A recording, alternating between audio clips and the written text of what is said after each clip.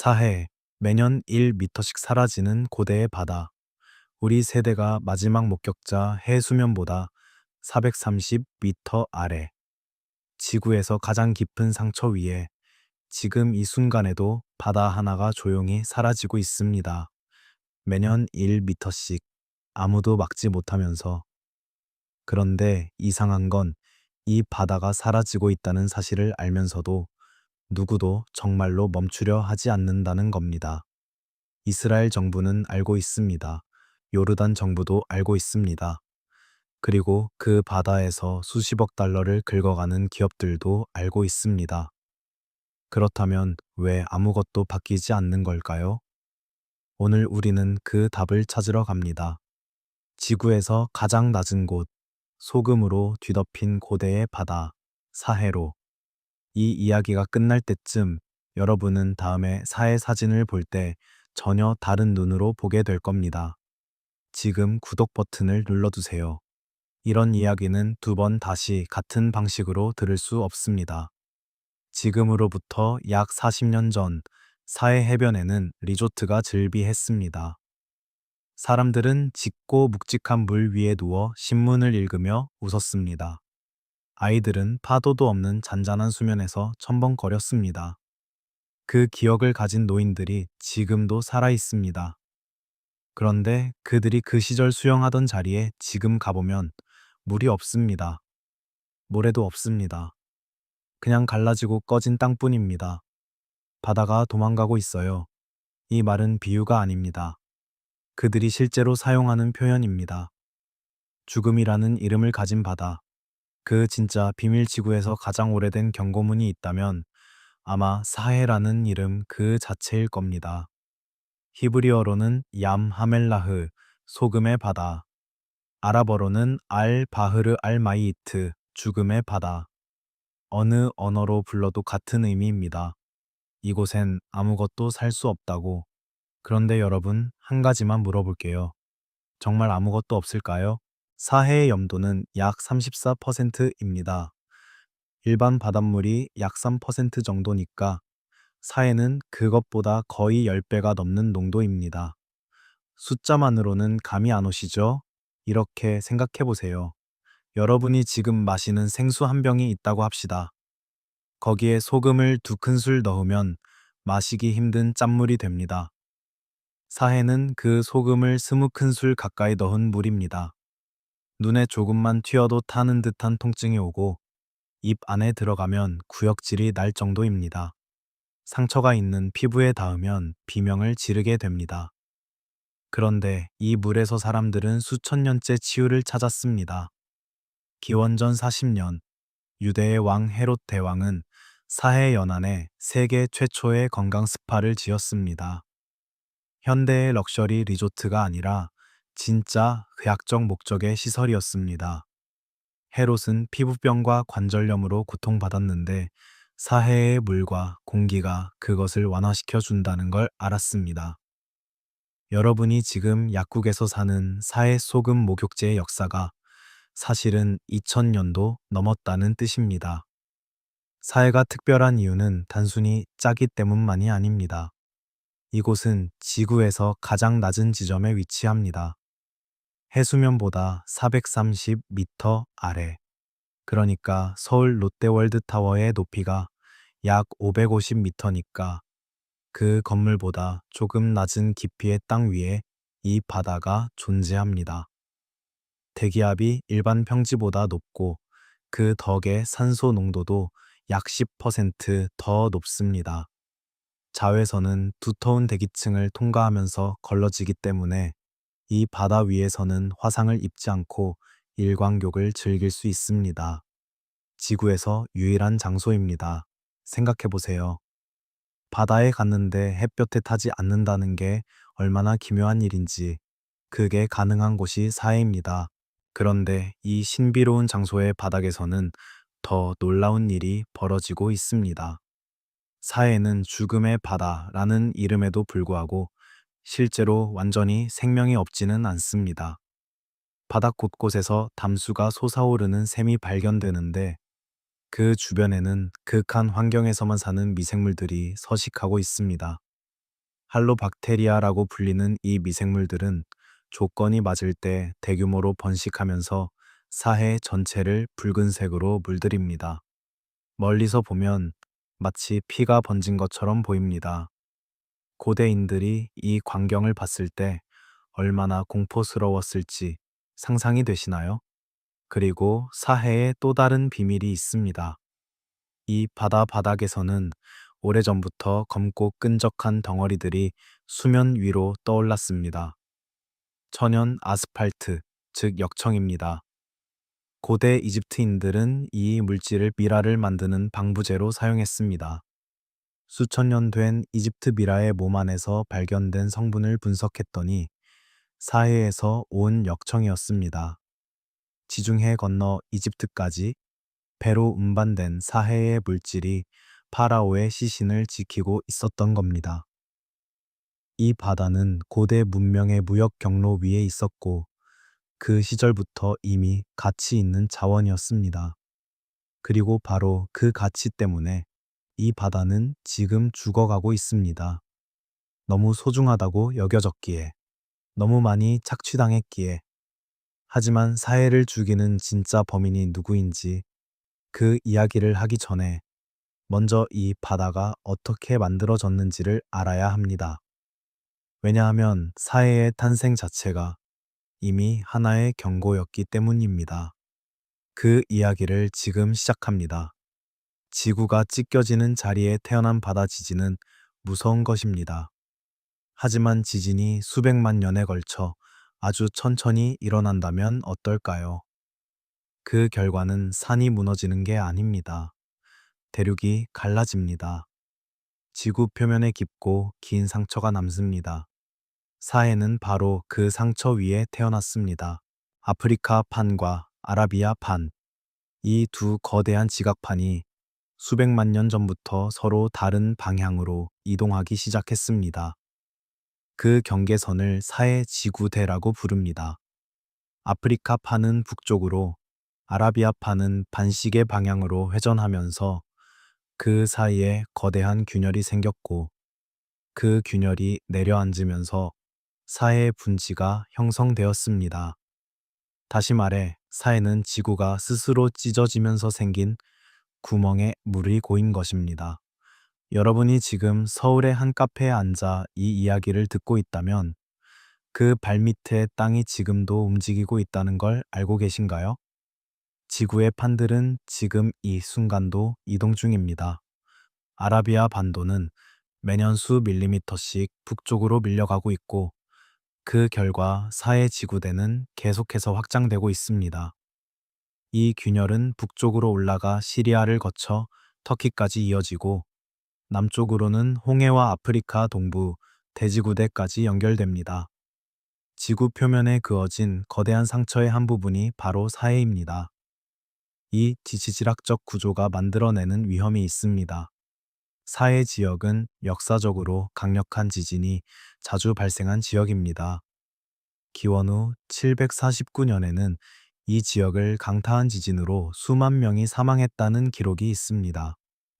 고고학자들이 성경에 나오는 소돔과 고모라의 위치를 이 지역으로 추정하는 이유 중 하나도 이 지구대의 지진 활동 때문입니다. 갑자기 땅이 갈라지고 불이 솟아오르는 현상, 즉 천연가스가 지진으로 점화되는 현상이 고대인들의 눈에는 신의 심판으로 보였을 수 있습니다. 하지만 지질학적 탄생보다 더 흥미로운 것은 이 바다가 어떻게 때 이렇게 짜게 됐는지입니다. 답은 단순합니다. 나가는 길이 없기 때문입니다. 사해는 요르단 강을 통해 물을 받지만 흘러나가는 강이 없습니다. 들어온 물은 오직 증발을 통해서만 사라집니다. 이 건조한 사막 기후에서 물은 빠르게 증발하고 물에 녹아있던 소금과 미네랄은 그대로 남습니다. 그렇게 수백만 년이 쌓였습니다. 만약 지금 사해의 물을 전부 증발시킨다면 남은 소금의 양은 무려 약 300억 톤에 달합니다. 이게 얼마나 많은 양이냐면 전 세계 모든 사람이 매일 소금을 조금씩 사용해도 수천 년은 쓸 수 있는 양입니다. 그리고 이 어마어마한 소금이 지금 사회를 죽이는 무기가 되고 있습니다. 어떻게요? 수위가 낮아지면서 지하에 묻혀있던 소금층이 드러나고 그 소금층에 빗물이나 요르단 강의 민물이 스며들면 소금이 녹으면서 지하에 거대한 공동, 즉 텅 빈 구멍이 생깁니다. 그 구멍이 버티지 못하면 땅이 꺼집니다. 우리가 싱크홀이라고 부르는 현상입니다. 그런데 사해 주변의 싱크홀은 개인 주택 마당에 생기는 수준이 아닙니다.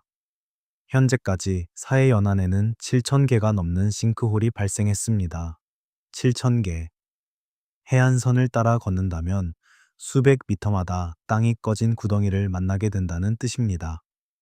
아인게디. 한때 이스라엘에서 가장 인기 있는 사해 리조트 마을이었습니다. 수십 개의 호텔, 온천시설, 관광 인프라가 갖춰진 곳이었습니다. 지금 그 주차장의 일부는 아스팔트재로 꺼져 있습니다. 건물 벽에는 균열이 생겼습니다. 밤중에 갑자기 땅이 꺼지는 소리가 들립니다. 관광객들이 떠났고 주민들도 하나둘 짐을 쌌습니다. 재난 영화의 한 장면처럼 보이지만 이건 지금 실제로 일어나고 있는 일입니다. 여러분, 이건 단순한 환경 문제가 아닙니다. 수천 년의 역사를 품은 땅이 문자 그대로 사라지고 있습니다. 그리고 그 원인을 따라가다 보면 우리는 누군가가 오랫동안 이 사실을 알면서도 침묵했다는 걸 발견하게 됩니다. 왜 침묵했을까요? 그리고 누가 그 침묵으로 이익을 봤을까요? 그 이야기는 지금부터 시작됩니다. 요르단 강의 물이 어떻게 빼앗겼는지, 그리고 그 결정이 사회를 어떻게 죽음으로 몰아가고 있는지를 지금부터 낱낱이 밝힙니다. 물을 훔친 자들, 요르단 강이 침묵하는 죽음 한 가지 질문을 드리겠습니다. 만약 누군가가 수십 년에 걸쳐 조금씩, 아주 조금씩 여러분 집에 수도관을 조여왔다면 여러분은 언제 그 사실을 알아챌 수 있을까요? 처음엔 수압이 조금 약해진 것처럼 느껴질 겁니다. 그 다음엔 물이 졸졸 흐릅니다. 그리고 어느 날 아침 수도꼭지를 틀었는데 아무것도 나오지 않습니다. 사해에게 바로 그 일이 일어났습니다. 그리고 그 수도관을 조인 사람들은 지금도 아무런 처벌을 받지 않고 있습니다. 요르단 강, 성경에서 예수가 세례를 받은 강으로 유명한 그 강입니다. 수천 년 동안 이 강은 갈릴리 호수에서 흘러내려와 사해로 이어지는 약 250km의 물길이었습니다. 사하의 유일한 생명줄이었습니다. 이 강이 매년 사해로 가져다 주던 물의 양은 약 13억 톤이었습니다. 13억 톤이 얼마나 많은 양이냐고요? 서울 한강의 연간 평균 유량과 비슷한 수준입니다. 그 한강만큼의 물이 매년 사해를 채워주고 있었습니다. 지금 그 강에 남은 물의 양은 얼마일까요? 여러분, 각오하고 들어보세요. 약 5천만에서 1억 톤입니다. 원래의 약 10분의 1도 안 됩니다. 그리고 그마저도 하수와 농업 폐수가 대부분입니다. 한때 맑고 풍부했던 강이 이제는 더럽고 가느다란 실개천으로 변해 사해에 닿습니다. 그 물은 사해를 살리는 게 아니라 오히려 그나마 남은 균형마저 흔들고 있습니다. 어떻게 이런 일이 일어났을까요? 범인은 하나가 아닙니다. 여러 개입니다. 그리고 각각이 정당한 이유를 갖고 있다는 게 이 이야기를 더 복잡하게 만듭니다. 첫 번째는 이스라엘의 국가 수로입니다. 1960년대에 완공된 이 거대한 인공수로는 갈릴리 호수의 물을 남부 네게브 사막까지 끌어가기 위해 만들어졌습니다. 이스라엘이 사막에서 농업을 하려면 물이 필요했습니다. 이 나라는 반 이상이 사막입니다. 생존을 위한 선택이었다고 그들은 말합니다. 그 결과 갈릴리 호수에서 요르단 강 하류로 흘러들어야 할 물의 상당 부분이 다른 방향으로 꺾였습니다. 그 이후 사해로 오는 물은 급격히 줄기 시작했습니다. 두 번째는 요르단과 시리아의 댐들입니다. 이스라엘만이 아니라 강 상류에 위치한 국가들도 같은 이유로 댐을 지었습니다. 요르단은 yarmuk강에 댐을 건설해 요르단 강으로 유입되는 물을 차단했고 시리아도 여러 지류를 통제했습니다. 중동에서 물은 석유만큼, 아니 때로는 석유보다 더 귀합니다. 이 지역의 평균 강수량은 연간 200mm 미만입니다. 우리나라의 약 5분의 1 수준입니다. 그러니 물을 잡는 건 생존의 문제였습니다. 이걸 이해하시겠어요? 이 이야기의 비극은 악당이 없다는 겁니다. 아니, 정확히는 모두가 조금씩 악당이라는 겁니다. 이스라엘 농부도, 요르단 주민도, 시리아 목동도 모두 그 물이 필요했습니다. 그 필요들이 모여서 사회를 죽이고 있습니다. 그러나 세 번째 범인은 다릅니다. 이 범인은 생존이 아니라 이윤을 위해 물을 가져갑니다. 그리고 이 범인에 대해서는 이야기가 놀라울 정도로 조용합니다. 언론도, 정부도, 국제사회도 이상할 만큼 목소리를 낮춥니다. 왜일까요? 그 이름은 데드시 워크스입니다. 이스라엘 정부가 대주주인 이 회사는 사해에서 칼륨, 브롬, 마그네슘 등의 미네랄을 채굴하는 세계 최대 규모의 광업 기업 중 하나입니다. 여러분이 집에서 사용하는 비료에 들어가는 칼리 비료의 상당 부분이 여기서 나옵니다. 전 세계 칼리 비료 시장에서 이 회사의 비중은 수십 퍼센트에 달합니다. 엄청난 산업 기반입니다. 요르단에도 같은 역할을 하는 아랍 칼륨 회사가 있습니다. 이 회사들이 미네랄을 채굴하는 방식을 아시나요? 사해의 물을 거대한 증발지에 퍼 올린 다음 태양열로 증발시켜서 남은 소금과 미네랄을 수거합니다. 증발지. 이 단어가 왜 섬뜩하냐면 이 과정에서 막대한 양의 물이 공중으로 사라지기 때문입니다. 현재 사해 남쪽 분지의 경우 자연적인 물이 거의 없습니다. 이미 오래전에 말라버렸습니다. 지금 사해 남쪽을 위성으로 내려다보면 보이는 청록색과 짙은 파란색의 격자형 연못들, 그게 바로 이 회사들의 증발지입니다. 그 색깔이 아름답게 보이시나요? 실제로 많은 사람들이 그 사진을 보고 아름답다고 합니다. 하지만 사실 그것은 사해의 시체 위에 세워진 산업단지입니다. 전문가들은 이 산업 채굴이 사해 수위 하락의 약 30에서 40%를 차지한다고 추정합니다. 30에서 40%.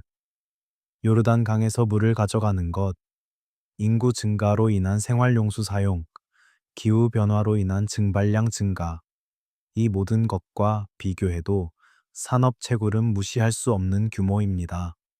이스라엘 지질조사국의 이타이 가브리엘리 박사는 이 문제를 수십 년째 연구하고 있습니다.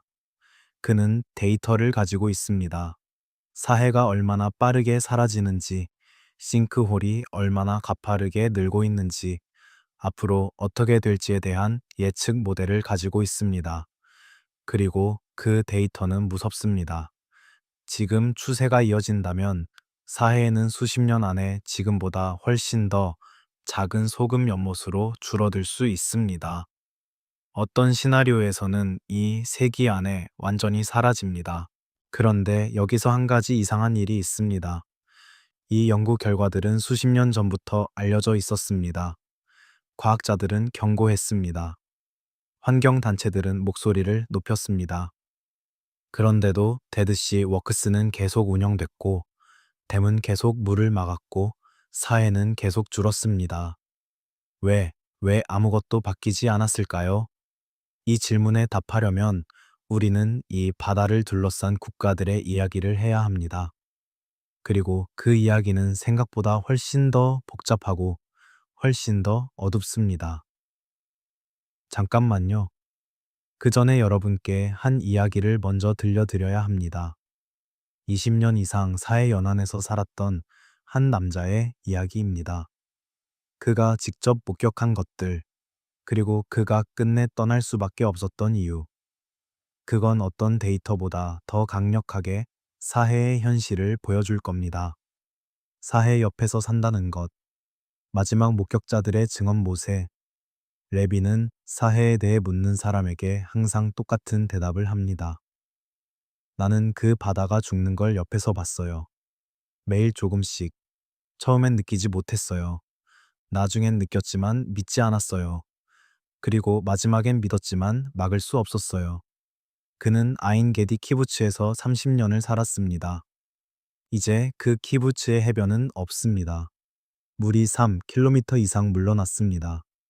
모세가 젊었을 때 수영하던 그 자리는 지금 소금 결정체가 뒤덮인 불모지입니다. 이건 통계가 아닙니다. 한 사람의 삶입니다.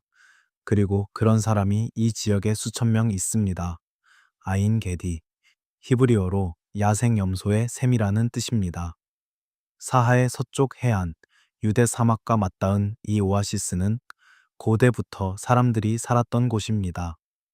성경에서 다윗이 사울 왕을 피해 숨었던 장소로 나오고 2000년 전 유대 반란군들이 로마에 맞서 싸웠던 마사다, 요새 바로 근처입니다. 지금도 그 근처 유대 사막에는 2000년 전 은둔 공동체가 살았던 쿰란 동굴이 있고 거기서 발견된 사해 문서는 역사상 가장 중요한 성경 필사본으로 꼽힙니다. 이 일대가 얼마나 긴 역사를 품고 있는 땅인지 느껴지시나요? 그런데 이 유서 깊은 땅이 지금 말 그대로 꺼지고 있습니다. 아인게디 키부츠의 주민들이 처음 이상함을 눈치챈 건 2000년대 초반이었습니다. 밤에 가끔 이상한 소리가 들렸습니다. 땅 밑에서 무언가 꺼지는 듯한 둔탁하고 낮은 소리였습니다. 처음엔 지진인가 했습니다. 사해 지구대 위에 위치한 이 지역에서 작은 진동은 드물지 않으니까요. 그런데 아침에 나가보면 어딘가에 새로 생긴 구덩이가 있었습니다. 처음엔 작았습니다. 사람이 빠질 정도의 구덩이. 그런데 다음 달엔 더 컸습니다. 그 다음 해엔 더욱 커졌습니다. 싱크홀이 어떻게 생기는지 설명할게요. 사해 수위가 낮아지면서 해안 지하에 있던 오래된 소금층이 공기에 노출됩니다. 거기에 빗물이나 강물이 조금이라도 스며들면 소금은 빠르게 녹아버립니다. 소금이 녹은 자리에는 텅 빈 공간이 생깁니다. 그 공간이 커지고 커지다가 위에서 누르는 땅의 무게를 더 이상 버티지 못하는 순간 무너집니다. 예고 없이, 순식간에 생각해보세요. 아무런 징조 없이 발밑에 땅이 갑자기 꺼진다는 게 어떤 느낌인지. 아인게디 근처 도로에서는 실제로 운전 중이던 차가 갑자기 생긴 싱크홀에 빠진 사례가 있습니다. 다행히 큰 인명피해는 없었지만 그건 운이 좋았기 때문입니다. 2010년대에 접어들면서 아인게디의 분위기는 완전히 달라졌습니다. 키부츠 주차장 한쪽 귀퉁이가 아스팔트째로 내려앉았습니다. 키부츠 농경지 한편에 사람 키보다 깊은 구덩이가 하룻밤 사이에 생겼습니다. 한 건물의 기초가 들뜨기 시작하면서 벽에 균열이 생겼습니다. 관광객들이 하나둘 오지 않게 됐고 직원들이 줄었고 결국 키부츠가 운영하던 해변 리조트가 문을 닫았습니다. 아인 게디 스파 비치. 이스라엘에서 가장 유명한 사하의 리조트 중 하나였습니다. 매년 수십만 명이 방문하던 곳이었습니다. 검고 미끄러운 사해의 머드를 온몸에 바르고 짭조름하고 묵직한 물에 누워 하늘을 바라보는 경험을 하기 위해 세계 각지에서 사람들이 왔습니다. 그 스파가 이제 없습니다. 주차장이 싱크홀로 인해 위험해져서 폐쇄됐습니다. 사해의 물은 이미 거기서 수 킬로미터 물러나 있습니다. 한때 사람들이 물가에서 놀던 그 자리는 지금 걸어갈 수도 없는 소금 습지입니다. 발을 내디디면 날카로운 소금 결정의 사리배입니다. 모세 레비 같은 사람들이 이 현실을 목격자로 살아왔습니다. 여러분, 이 사람들의 이야기는 환경 다큐멘터리의 배경 이야기가 아닙니다. 이건 실제로 살고 있는 사람들이 살고 있는 집과 마을이 말 그대로 땅 밑으로 사라지는 이야기입니다. 사해에 연한 요르단 쪽도 사정은 다르지 않습니다. 요르단은 중동에서 물 부족이 가장 심각한 나라 중 하나입니다. 이 나라의 인당수 자원은 전 세계 최하위권에 속합니다. 사해 요르단 쪽 연안에도 한때 리조트와 해수욕장이 있었습니다. 지금은 수백 미터에서 수 킬로미터씩 물이 물러나 있습니다. 요르단 정부는 사해를 살리고 싶다고 합니다. 하지만 사해에 물을 돌려보내려면 요르단 강의 물을 포기해야 합니다. 그 물은 지금 요르단 농업과 도시의 생명줄입니다. 어떻게 선택하라고요? 이 딜레마의 핵심에 한 남자가 있습니다. 기도 브롬버그. 그는 에코피스 중동이라는 환경단체의 공동 창설자입니다. 이스라엘인, 요르단인, 팔레스타인인이 함께 만든 단체입니다. 중동에서 이스라엘과 아랍이 함께 일한다는 것 자체가 이미 비범한 일입니다. 그런데 이 세 나라의 환경활동가들이 하나의 목표 아래 뭉쳤습니다. 사해를 살리자는 것입니다. 브롬버그는 오랫동안 국제사회에 호소했습니다. 사해 문제는 환경 문제가 아니라 평화 문제라고, 이 바다를 살리기 위해 국경을 초월한 협력이 필요하고, 그 협력이 시작되면 이 지역의 다른 갈등도 풀릴 수 있다고. 그 말이 낭만적으로 들리시나요? 현실은 그렇게 간단하지 않습니다.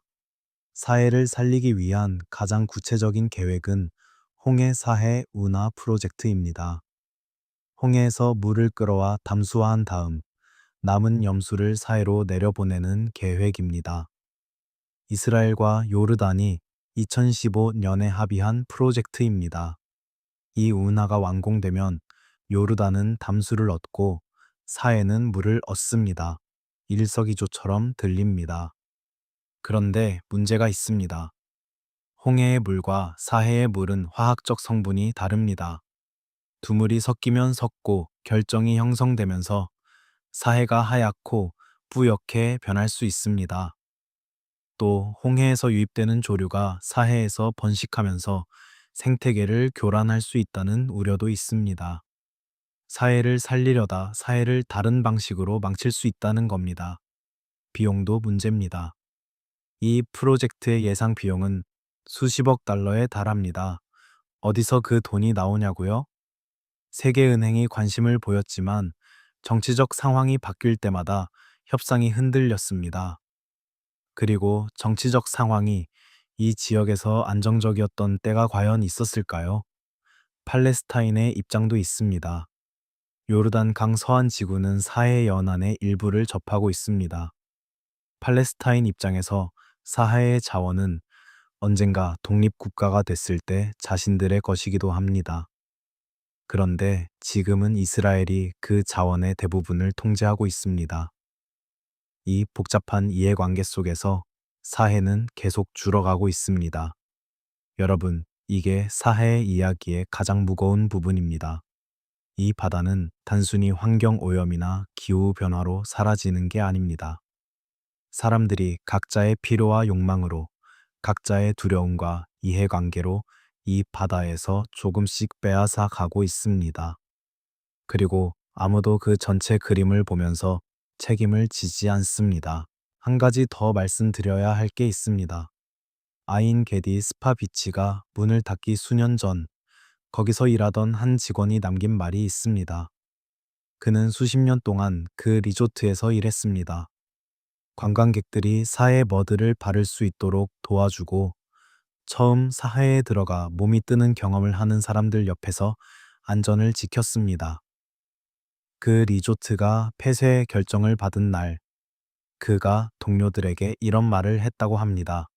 나는 20년 동안 매일 아침 저 물을 봤어. 처음엔 수평선이 저기 있었는데 이제는 걸어가야 닿아 한 발짝씩 매년. 사람들은 사해가 낮아지고 있다는 걸 몰라. 왜냐면 천천히 일어나거든. 우리가 늙는 것처럼. 매일 거울을 보면 모르잖아. 근데 10년 전 사진을 보면 달라 보이잖아. 사해도 그래. 그의 말이 맞습니다. 그리고 그 말은 사해에만 해당하지 않습니다. 우리가 눈치채지 못하는 사이 천천히 변하고 있는 것들이 얼마나 많을까요? 이제 이 바다가 앞으로 어떻게 될 것인지 과학자들이 제시하는 세 가지 시나리오를 살펴볼 차례입니다. 낙관적인 시나리오, 현실적인 시나리오, 그리고 아무것도 바꾸지 않았을 때의 시나리오. 그 세 번째 시나리오는 지금까지 본 어떤 환경 재난 예측보다 더 적나라하고 충격적입니다. 죽음 속의 생명, 사회가 숨기고 있는 마지막 비밀. 지금까지 여러분께 사회가 죽어가고 있다는 이야기를 드렸습니다. 수위가 낮아지고 땅이 꺼지고 강이 말라가고 사람들이 떠난다는 이야기를요. 그런데 지금부터는 그 이야기를 완전히 뒤집어야 할 것 같습니다. 왜냐면 사해에는 생명이 있습니다. 잠깐요. 놀라셨나요? 사해, 죽음의 바다. 이름 자체가 아무것도 살 수 없다고 말하는 그 바다의 말입니다. 염도가 일반 바닷물의 약 10배에 달하는 그 물속의 말입니다. 소금이 너무 많아 물고기가 들어오면 몇 분 안에 죽는 그 바다에서 생명이 살아남는다는 것, 이게 가능한 일일까요? 가능합니다. 그리고 그 생명들이 살아남은 방식은 지구 생물학에서 가장 극적인 이야기 중 하나입니다. 사해 바닥 깊은 곳, 수심 300m 아래에는 조용한 기적이 일어나고 있습니다. 담수샘입니다. 사해 바닥을 통해 솟아오르는 민물샘들이 있습니다. 이 샘 주변에서 특이한 현상이 관찰됩니다. 염도가 잠깐 낮아지는 그 좁은 구역에서 미세한 생명체들이 꿈틀댑니다. 할로박테리아, 극단적인 소금 환경에서만 사는 고세균류의 일종입니다. 극한 미생물, 즉 어떤 환경에서도 살아남도록 진화한 지구 최강의 생명체들 중 하나입니다. 이 생명체들이 존재한다는 사실을 처음 발견했을 때 과학자들은 믿지 않았습니다. 다시 검사했습니다. 또 검사했습니다. 데이터는 바뀌지 않았습니다. 사해에 생명이 있었습니다. 그리고 더 놀라운 게 있습니다. 특정 조건이 맞으면 그 생명체들이 폭발적으로 번식합니다. 어떤 조건이냐고요? 비입니다. 드물지만 사해 지역에 비가 많이 내리면 민물이 사해 표면을 덮는 얇은 층을 형성합니다. 그 순간 잠들어 있던 미세, 조류와 할로박테리아가 깨어납니다. 그리고 그들이 번식하면 사해가 빨갛게 변합니다. 아주 짧은 시간 동안 마치 죽은 자가 잠깐 눈을 뜨는 것처럼 붉은 사해가 나타납니다. 이 장면을 상상해 보세요. 지구상에서 가장 낮은 곳, 아무것도 살지 않는다는 소금 바다가 갑자기 핏빛으로 물드는 장면을 멀리서 보면 마치 바다 전체가 출혈하는 것처럼 보입니다. 성경에서 이집트에 내린 10가지 재앙 중 첫 번째가 나일강이 피로 변하는 것이었습니다. 과학자들 중 일부는 그 현상도 비슷한 미생물의 대규모 번식으로 설명할 수 있다고 주장합니다. 하지만 사해의 비밀은 거기서 끝나지 않습니다. 사해 바닥에서는 또 다른 이상한 일이 일어나고 있습니다. 소금 버섯입니다. 수위가 낮아지면서 수면 밑으로 드러나기 시작한 호수 바닥에 기이한 형태의 구조물들이 자라나고 있습니다. 버섯처럼 생겼습니다.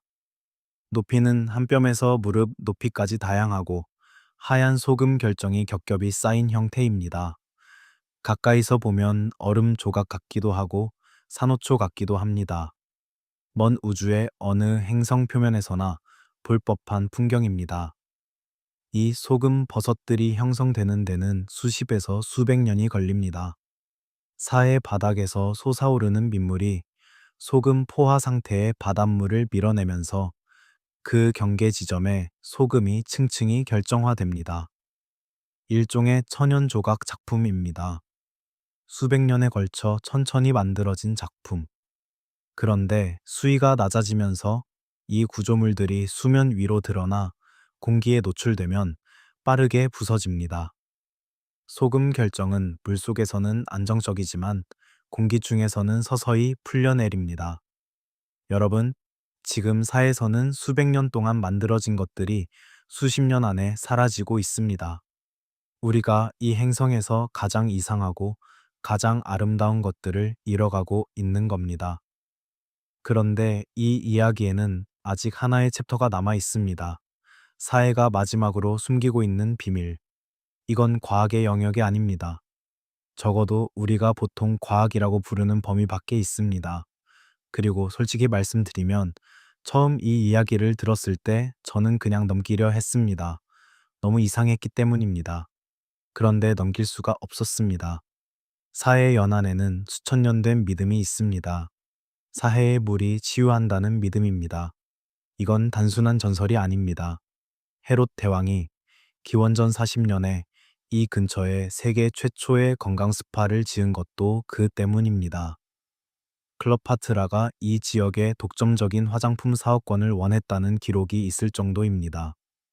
로마의 황제들도 이 물에서 목욕했습니다. 그런데 왜 치유한다고 믿었을까요? 미신이었을까요? 아닐지도 모릅니다. 사해의 기압은 일반 해수면보다 높습니다. 해발 마이너스 430m. 이 정도로 낮은 곳은 지구상 어디에도 없습니다.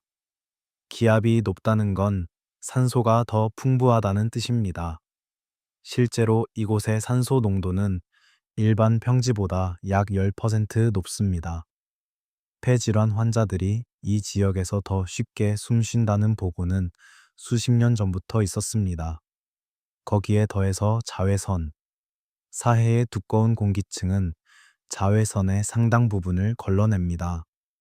그래서 이곳에서는 피부를 태우지 않고 오랫동안 햇빛을 쬐 수 있습니다. 건선 환자, 피부 질환 환자들이 치료를 위해 이 지역으로 오는 게 의학적으로 인정된 이유입니다. 그러니까 수천 년 동안 사람들이 신비한 치유의 물이라고 불렀던 것에는 실제 과학적 근거가 있었습니다. 이 바다는 지구상 유일하게 기압이 높고 자외선이 적고 독특한 미네랄 구성을 가진 공간입니다. 그리고 그 공간이 사라지고 있습니다. 여기서 한 가지 섬뜩한 역설이 등장합니다. 여러분도 느끼셨나요? 사해를 치유의 공간으로 찾아온 수백만 명의 사람들이 사해를 치유하지는 않았다는 겁니다. 치유받으러 왔지만 그들이 사용한 리조트, 그들이 소비한 사해 미네랄 화장품, 그들이 유발한 지역 개발이 오히려 사해를 더 빠르게 죽였습니다. 치유하러 왔다가 환자를 더 아프게 만들었습니다. 지금 이 순간 사해 해안가의 어딘가에 아직 열려있는 리조트에서는 누군가가 검은 머드를 얼굴에 바르며 셀카를 찍고 있을 겁니다. 그 머드가, 그 물이, 그 공기가 마지막이 될 수도 있다는 걸 알지 못한 채로 이 이야기에서 정말 무서운 건 특정 악당의 존재가 아닙니다. 무서운 건 이겁니다.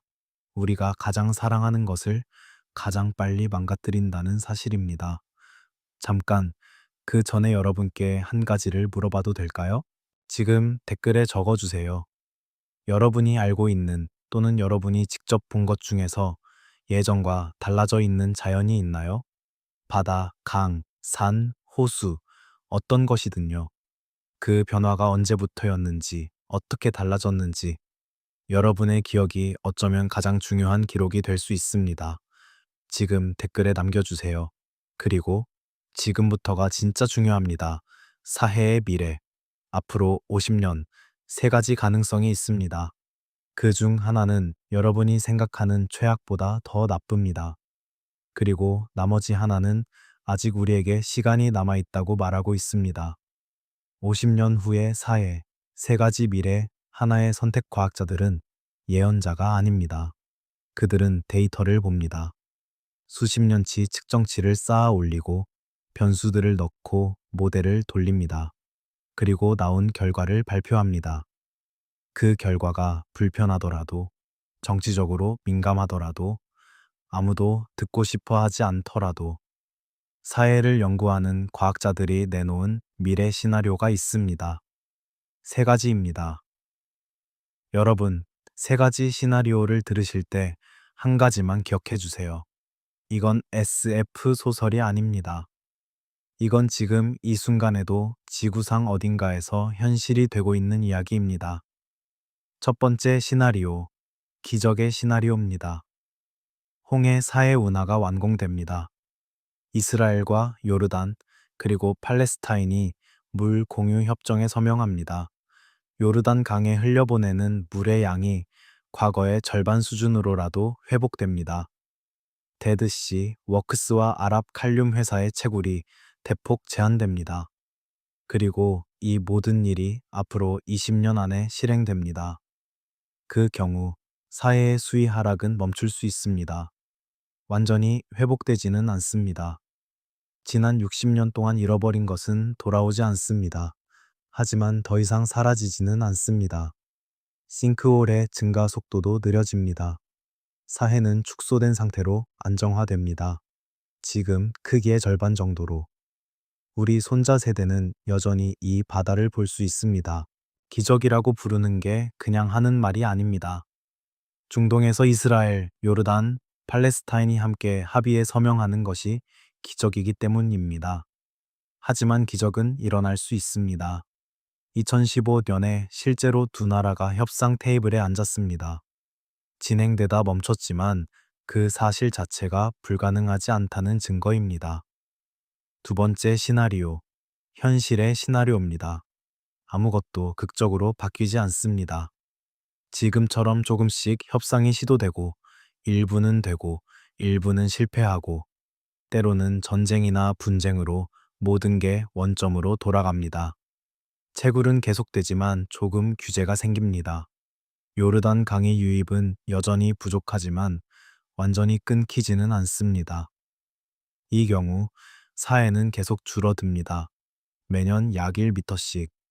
50년 후에는 지금보다 50m 낮아집니다. 현재 사해 북쪽 분지의 최대 수심이 약 300m이니 50m는 전체 수심의 약 6분의 1입니다. 거기에 표면적도 계속 줄어드니 부피로 따지면 지금의 절반 이하로 줄어들 가능성이 높습니다. 싱크홀은 계속 늘어납니다. 현재 7,000개를 넘어선 싱크홀이 수만 개로 늘어납니다. 해안 도로가 무너지고 주변 지역 개발이 불가능해집니다. 관광은 사실상 종료됩니다. 그리고 사해는 서서히 지도에서 작아지면서 세계의 관심에서도 멀어집니다. 이 두 번째 시나리오가 지금 우리가 가장 가능성 높게 향하고 있는 미래입니다. 기적도 없고 재앙도 없고 그냥 느리고 조용한 소멸입니다. 우리가 알아채지 못하는 사이에.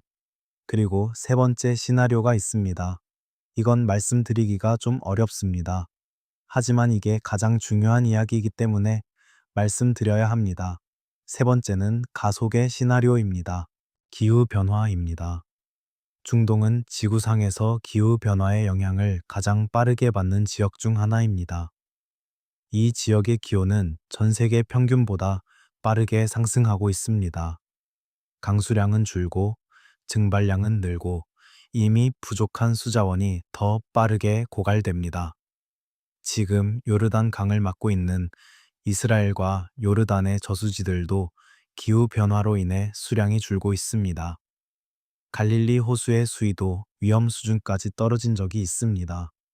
이 상황에서 사해로 향하는 물은 더욱 줄어들 수밖에 없습니다.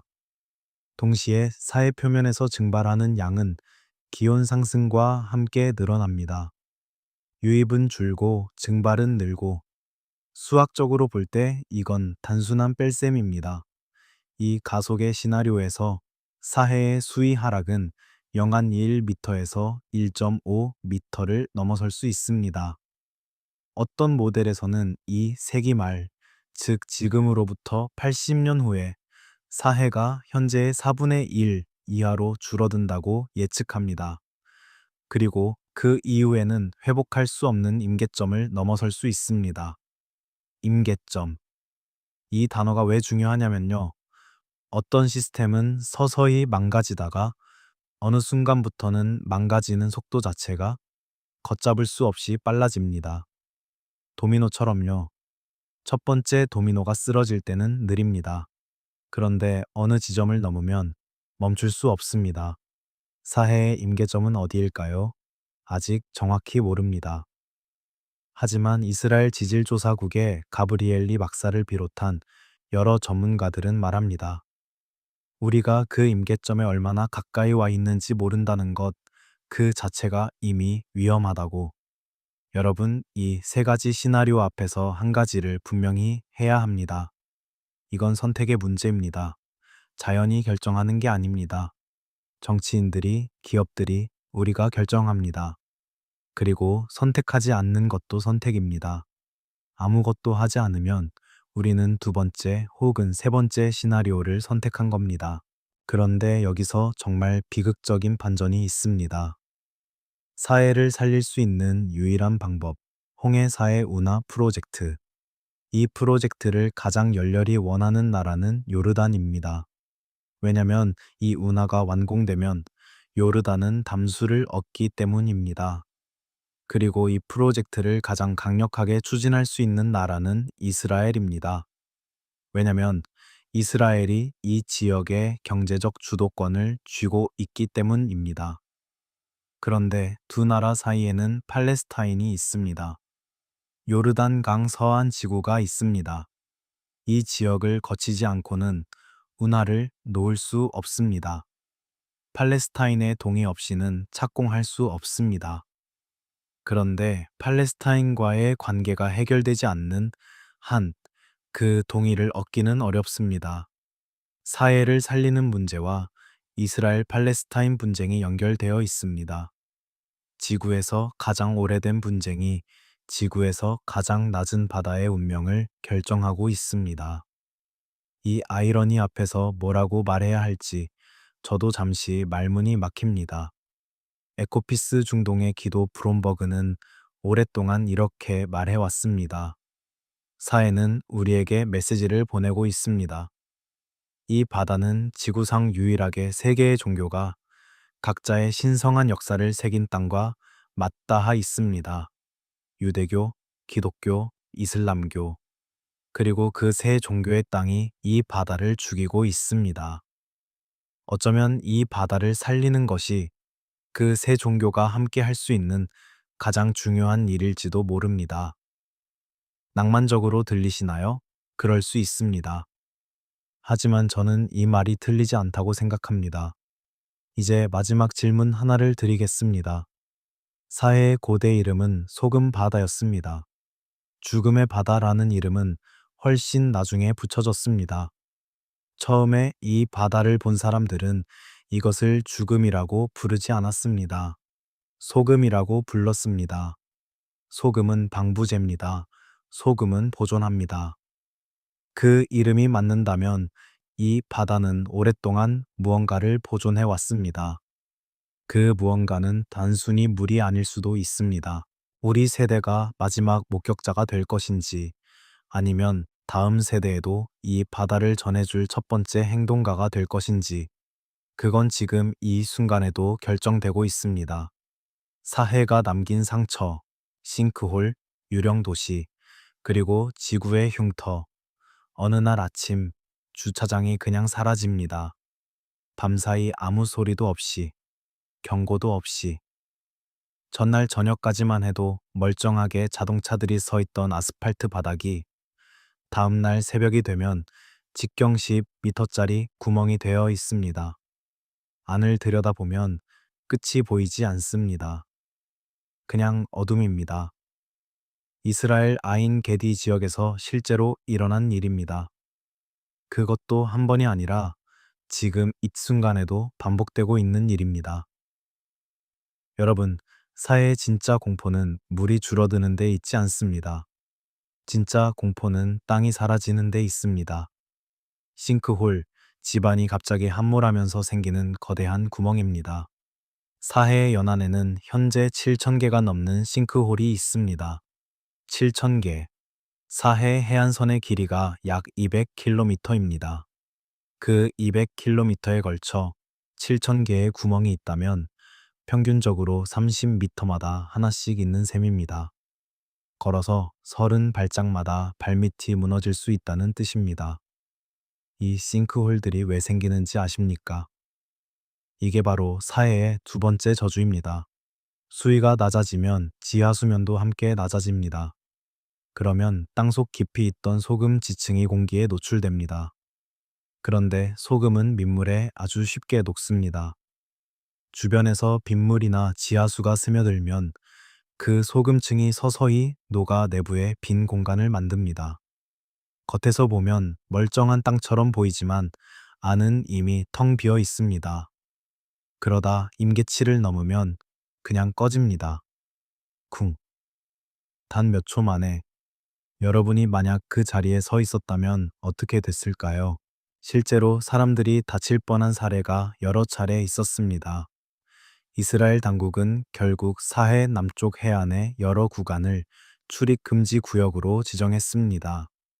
한때 세계에서 가장 낮은 곳에 위치한 도로라는 타이틀을 자랑했던 사해 연안 90번 국도의 일부 구간이 폐쇄됐습니다.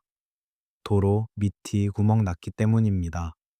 길이 있던 자리에 길이 없어졌습니다. 지구가 스스로를 지워버리고 있습니다. 그리고 아인 게디가 있습니다. 이름의 뜻은 새끼 염소의 샘입니다. 성경 시대부터 오아시스로 유명했던 이 지역은 20세기 중반까지만 해도 이스라엘의 가장 아름다운 자연 휴양지였습니다. 수영장이 있었습니다. 리조트, 호텔이 있었습니다. 키부츠, 이스라엘의 공동체 농장가 있었고 수백 명의 사람들이 살았습니다. 관광객들이 사에서 몸을 띄우고 사진을 찍으러 오는 바로 그 해안가의 중심이었습니다. 지금은 어떨까요? 지금 아인 게디는 유령 도시입니다.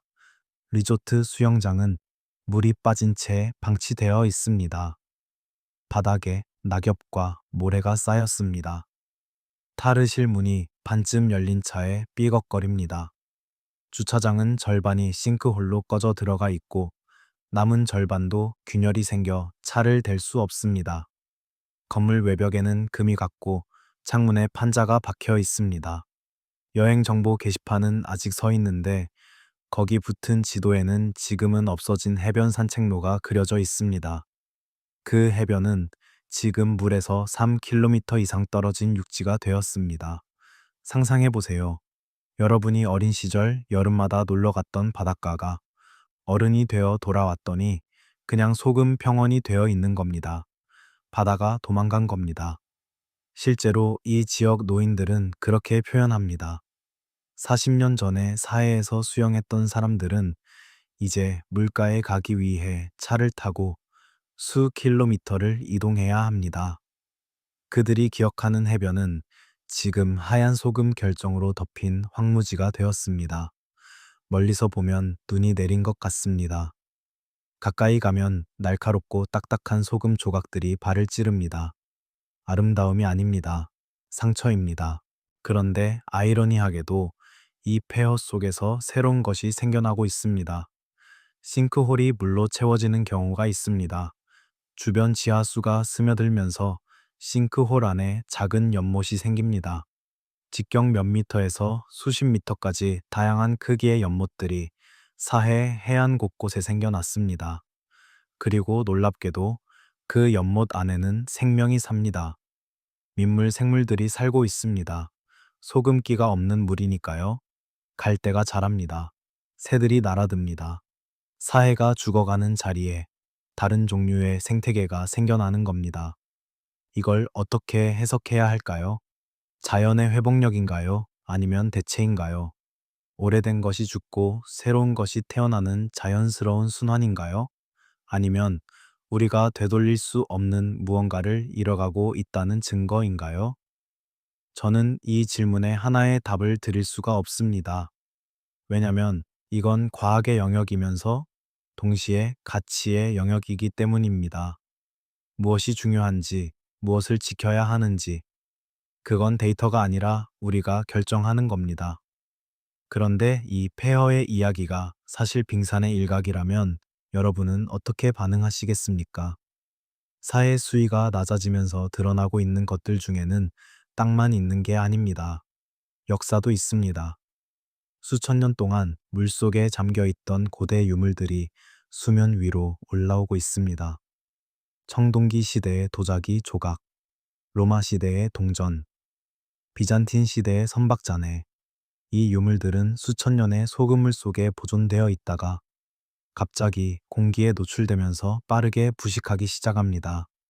우리에게 남겨진 시간이 너무 없습니다. 발굴하고 보존할 시간이. 사회가 드러내고 있는 역사들이 사해와 함께 사라지고 있습니다. 이 모든 이야기의 마지막 층이 열립니다. 사해가 단순한 호수가 아니라 인류 문명 전체와 연결되어 있다는 이야기. 그리고 이 바다가 완전히 사라진 날, 지구의 얼굴이 어떻게 바뀔지, 우리가 놓치고 있는 가장 큰 그림이 지금 시작됩니다. 사해가 인류에게 남기는 유언, 고대의 기억과 우리의 책임 3000년 전에 누군가 이 해안에 앉아 있었습니다. 그 사람이 무릎 위에 양피지를 펴고 글을 쓰고 있었습니다. 그 글들이 훗날 쿰란의 동굴에 숨겨졌고 2000년이 지나 발견됐습니다. 사해 문서입니다. 구약 성경에서 가장 오래된 필사본들을 포함한 그 두루마리들이 2000년 동안 보존될 수 있었던 이유는 단 하나였습니다. 사해 근처의 극도로 건조하고 염분이 높은 공기. 바로 이 죽음의 바다가 만들어내는 독특한 환경이 문자 그대로 인류의 역사를 보존했습니다. 생각해보세요. 사해가 없었다면 우리는 성경의 가장 오래된 원본을 결코 볼 수 없었을 겁니다. 이 바다는 단순한 소금물 웅덩이가 아닙니다. 이 바다는 인류 문명의 저장고였습니다. 그리고 지금 그 저장고가 비워지고 있습니다. 사해 문서가 발견된 쿰란 지역을 아십니까? 사해 북서쪽 해안의 절벽 지대입니다. 2000년 전 에세네파, 금욕적인 유대교 공동체의 수도원이 있었던 곳입니다. 그들은 로마의 침략을 예감하고 문서들을 항아리에 담아 동굴에 숨겼습니다. 그 항아리들이 2000년을 버텼습니다. 사해의 특수한 환경 덕분에.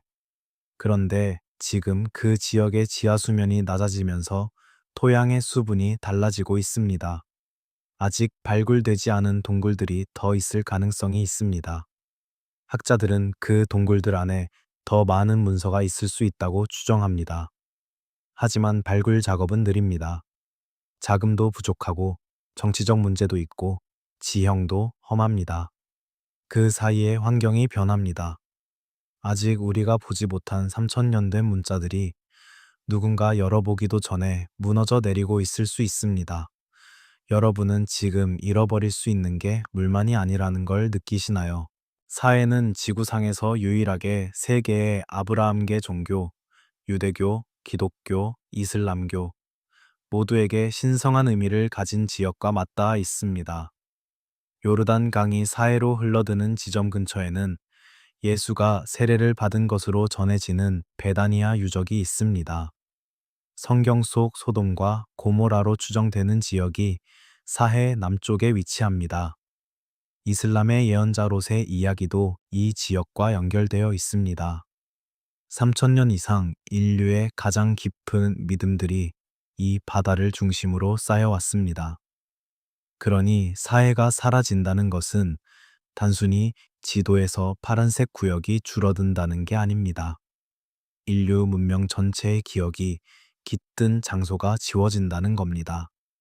그런데 이 이야기에는 더 깊은 층이 있습니다. 한 가지 사실을 말씀드릴 텐데, 처음에 이 사실을 접했을 때 저는 한동안 멍하니 앉아 있었습니다. 고대 이집트의 미라를 만들 때 핵심 재료가 역청, 천연 아스팔트이었습니다. 방부 처리의 필수적인 물질이었습니다. 그리고 그 역청의 주요 공급원이 바로 사해였습니다. 사해 바닥에서 자연적으로 솟아오르는 역청 덩어리들을 고대 이집트 상인들이 수입했습니다. 수천 킬로미터를 운반해서요. 다시 말하자면 사해가 없었다면 이집트 미라의 많은 부분이 지금의 형태로 남아있지 않았을 겁니다. 파라오들의 얼굴이 우리에게 전해지지 않았을 수 있습니다.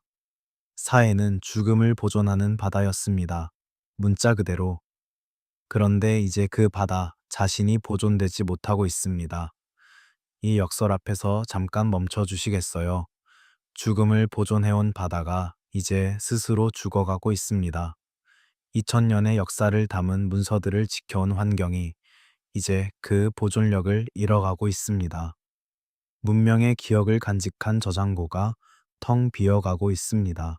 그리고 이 모든 일이 일어나는 속도는 지질학적 시간으로 보면 눈 깜짝할 사이입니다. 사해는 약 200만 년 전에 형성되었습니다. 200만 년. 인류가 문명을 만들기 시작한 것이 약 5천년 전입니다. 사해는 인류 문명보다 400배 더 오래되었습니다.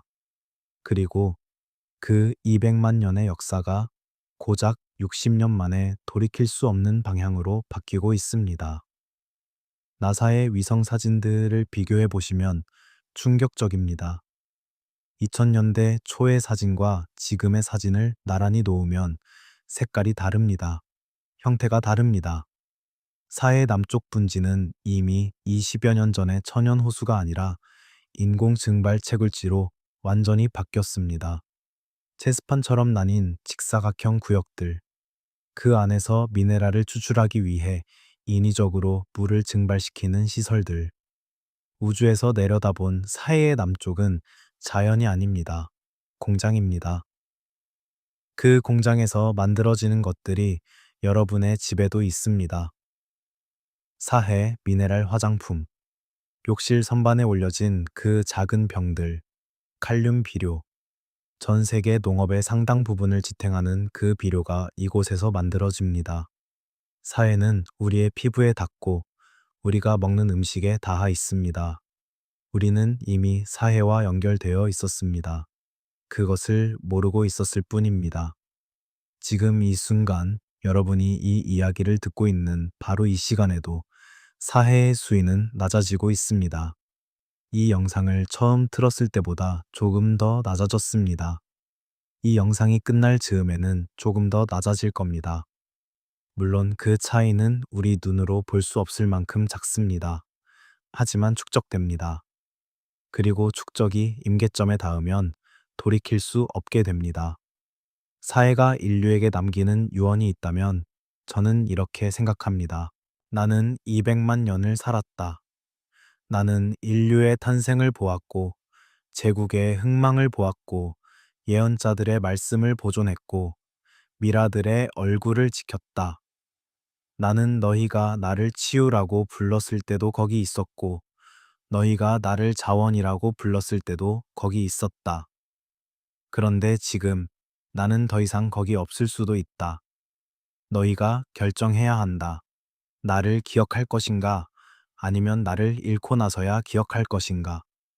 우리 세대가 마지막 목격자가 되지 않으려면 이 영상을 시작할 때 저는 여러분께 한 가지 질문을 가지고 시작했습니다. 무엇이 이 바다를 죽이고 있는가? 이제 그 답을 들을 시간입니다. 범인은 없습니다. 좀 더 정확히 말하자면 범인이 너무 많습니다.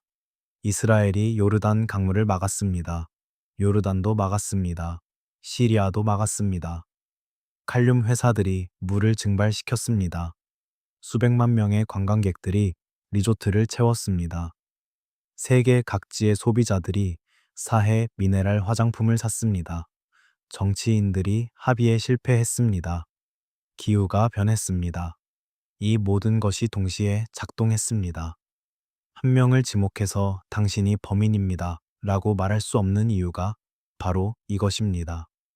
그리고 그것이 이 이야기를 가장 어렵게 만드는 지점입니다. 명확한 악당이 없는 비극, 선의를 가진 수천만 명이 모여 만들어낸 재앙. 하지만 여기서 포기하면 안 됩니다. 왜냐면 희망도 있기 때문입니다.